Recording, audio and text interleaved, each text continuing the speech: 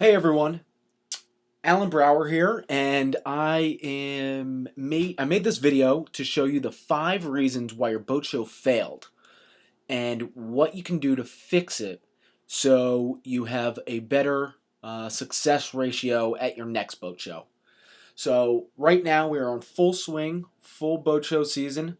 It's fall, mid-September, and right now we're just pumping out boat shows week after week after week. And a lot happens during the show, and you might miss it because you're not looking at the full picture. But hopefully, these tips and suggestions can help and put some more ammunition for your next one coming up. Now, at the end of this video, I will give you resources that will definitely help you and your organization at the next show. The first reason why your boat show failed is because you didn't let your customers know how important it actually was. So, customers need to know how important it is for them, for you and your business, and for the industry as a whole. Now, I've called a few prospects recently, and a lot of people are actually going on vacation during boat shows. And I'm telling them, listen, what are you going on vacation for? This is really important. You get to see all the boats for the upcoming season, all our new releases. You get, promotions. It's a full experience that you need to encompass. And if you don't relay how important it is to get there, we all know that these shows are getting smaller and smaller, and it's because we're not driving home the fact how important it is for them to attend. Um, I've missed serious life events because of boat shows. I missed my cousin's wedding. Um, I've talked to people who missed their grandparents' funeral for boat shows. These are important, and if you could relay to the customer how important it is for them to show up, the industry as a whole will be much better. The second issue is that you didn't prep your sales personnel, your salesmen and your saleswomen. You have to let them know what the lineups are well in advance. You have to give them all the specs, all the options, all the features, any discounts or promotions during the show, what those discounts, promotions, specials are, and when they get discontinued. So there needs to be a cutoff time.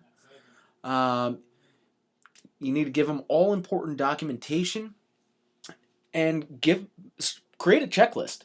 I actually created a checklist for you guys to download, if you'd like, that you can give to your salesman, and it makes sure everyone brings important stuff: business cards, notepads, your phone charger, little things. But if you forget one of those, it will ruin the whole show for your salesman. So make sure they're organized, and that you have a prep for them.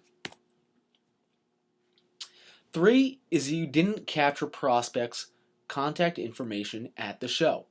So I see this all the time: is customers come into the booth, they float around, they're not engaged by salesmen or managers or the business owner, and then they leave. My thought process is, that is a person who's interested, who's come to the show, who's paying money and paying with their time and their attention. Capture some of their information. They're willing to give you a little bit more. They're there. They showed up. Ask for their name and email address. Why not? That's a great way to stay in contact with them later on. So what? They may not be able to buy right now. A majority of the people aren't buying. They're just seeing what's out there. So when they do buy, they know what they want. So capture their names and email addresses. I don't care if you already have, that person individually by name. Get it again. Get their name, contact info. And a lot of times what happens is it will be a Sunday, the last day of the show. You get a few people coming in, stragglers, if you will, and you have your salesman. Yeah, go walk around, check out whatever boat you want. I don't care. They're tired. They just worked all week long, 7 days, 5 days, whatever, how long the show is, and they're tired. And I don't care. Capture their name and contact info. The value is in the list. So the bigger list you have, the more value you can provide. The fourth is that you didn't follow up with these prospects quickly enough. They came to the show. It's Monday after the show. You're tired. You have a full list in front of you of people that you need to contact. Maybe you only get half of it. So 3 days later, you finally get through the full list, and guess what? A competitor of yours called them the night after the show and got a deposit, and now they're ordering a boat. You have to follow up with your prospects quickly. I think the best example was a large yacht and sport fish manufacturer. I was down at one of the Florida shows. I went in, I registered, and while I was at the booth, they had set up an email autoresponder that thanked me for coming to the show. I thought that was awesome, and that's what I do for everybody now. So set it up in beforehand. It will take some time to navigate and understand exactly what's going on if you're a novice to it. But I put this in some of the resource documents that I will give you at the end of this video, show you where to get those. And the sooner you follow up with the customer, the sooner you have their attention, the sooner you can close them, and the competitor can't. So follow up quickly. 5, and probably the most critical, is that you didn't learn from your mistakes. You go through the motions of setting up the show, attending the show, closing it down, doing your follow-up work, but you didn't learn anything.